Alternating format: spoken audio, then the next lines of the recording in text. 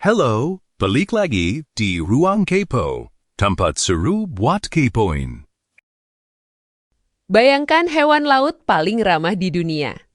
Pasti yang muncul di kepala kalian adalah lumba-lumba kan?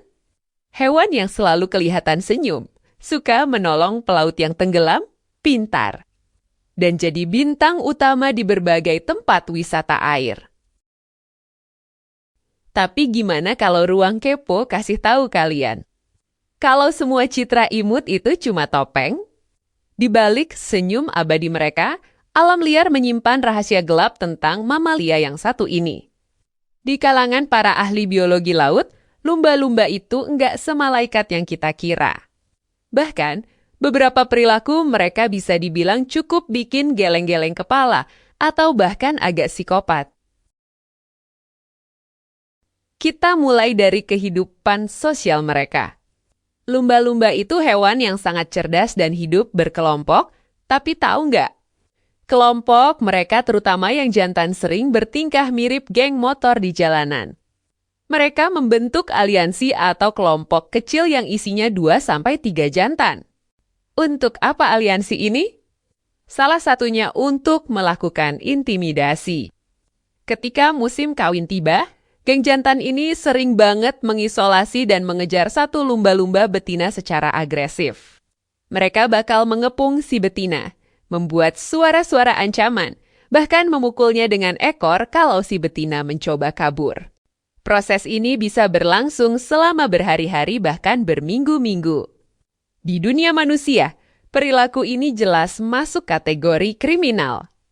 Tapi di dunia lumba-lumba, ini adalah taktik reproduksi yang lumrah. Nggak cuma ke sesama jenisnya, lumba-lumba juga suka melakukan bullying ke spesies lain. Korban paling sering adalah porpoise, hewan yang mirip lumba-lumba tapi ukurannya lebih kecil dan lebih tenang. Para ilmuwan di Skotlandia dan Amerika Serikat pernah menemukan banyak sekali bangkai porpoise yang terdampar dengan luka dalam yang parah. Tulang rusuk patah dan organ dalam yang hancur. Awalnya mereka bingung, ini ulah hiu atau paus pembunuh. Ternyata, pelakunya adalah lumba-lumba hidung botol yang bikin para peneliti merinding. Lumba-lumba ini menyerang porpoise bukan untuk dimakan. Mereka kan bukan karnivora yang memangsa hewan sebesar itu untuk diet utama. Banyak ilmuwan menyimpulkan kalau mereka melakukannya murni untuk olahraga. Latihan bertarung, atau kasarnya cuma buat seru-seruan alias bullying tingkat ekstrim.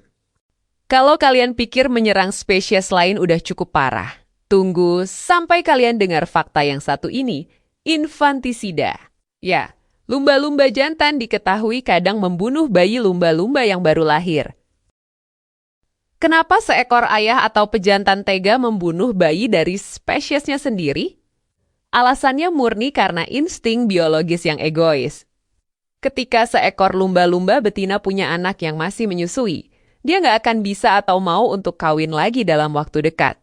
Nah, dengan melenyapkan bayi tersebut, si betina akan kembali masuk ke siklus subur lebih cepat. Dengan begitu, lumba-lumba jantan punya kesempatan lagi untuk meneruskan keturunannya sendiri. Nah, tahu sendiri kan kejamnya? Tapi itulah hukum alam yang tersembunyi di balik senyuman mereka.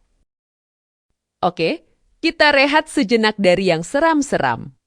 Lumba-lumba itu kan terkenal pintar banget ya. Tapi saking pintarnya, mereka juga tahu cara teler alias mencari kesenangan duniawi. Dalam sebuah dokumentari BBC, kamera mata-mata berhasil merekam perilaku unik. Lumba-lumba terlihat menangkap ikan buntal secara hati-hati. Kita tahu ikan buntal punya racun saraf mematikan bernama tetrodotoksin. Kalau dosisnya pas dan cuma dikunyah sedikit tanpa membunuh ikannya.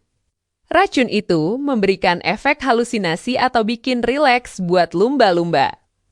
Mereka bakal mengoper ikan buntal itu ke temannya bergantian lalu mengambang di permukaan air seperti orang yang lagi melamun atau teler. Kreatif sih, tapi agak meresahkan ya cara mainnya. Nah, setelah dengar fakta-fakta tadi, apakah kita harus membenci lumba-lumba? Ya nggak juga. Semua perilaku yang kita anggap jahat atau nakal tadi sebenarnya adalah sudut pandang moral kita sebagai manusia. Di alam liar, nggak ada konsep hitam putih atau baik buruk. Lumba-lumba tetaplah hewan dengan kecerdasan luar biasa, sistem komunikasi yang kompleks, dan struktur sosial yang maju.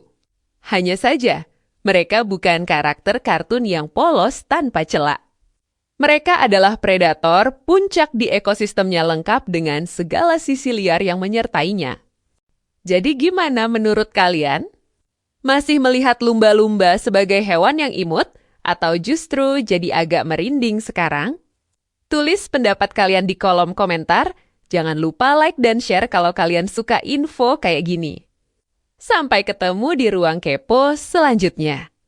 Tetap kepo, karena dunia ini penuh rahasia.